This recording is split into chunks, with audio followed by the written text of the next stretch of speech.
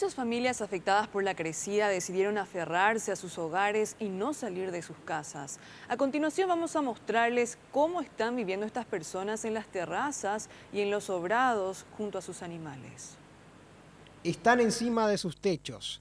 Otros improvisan tarimas a una altura que el agua no los pueda tocar. Son 100 familias aproximadamente de Tablada Norte que viven en la miseria. A diario, desde las 4 de la madrugada deben cruzar las aguas, caminando con canoas para llegar a sus lugares de trabajo.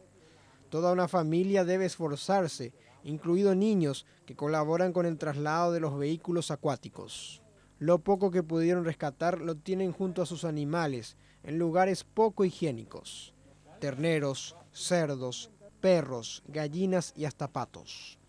Viven apretados y aseguran que no reciben asistencia estatal.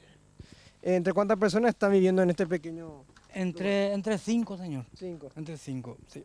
O sea, ¿tu esposa, hijos? No, yo no tengo esposa, yo soy viudo. Yo tengo 3 hijos y está uno que es mi hija y yo. ¿Esta casa está poblada o no? Sí, también tiene sobrado. Tiene Sobrado, sí. Es nuestra sombra cuando viene la lluvia, nosotros entramos adentro. ¿Y Tacomi utilizan también o es del vecino? No, ese es de los perros, de acá del vecino. De los animales, ahí se los protegen. animales. Hay muchos animales también. Y ahí se quedó también, hay gente que vino, los perros, y para resguardarse. A esta situación ahora se suma que la ANDE decidió cortar el suministro de energía eléctrica.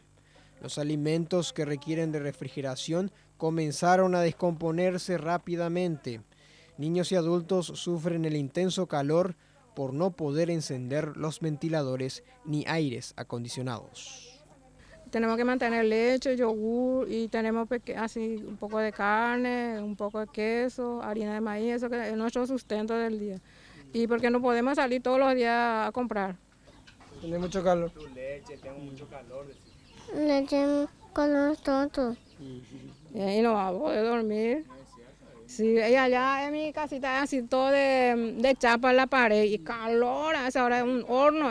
Pero ahora sí que no hay luz, por lo menos ya va a haber robo, porque va a robar la gente, porque ellos llevan la chapa, llevan terciada, no importa si se rompe o no se rompe, y ellos con tal de... Se tapan rápido, por eso es difícil. Sí.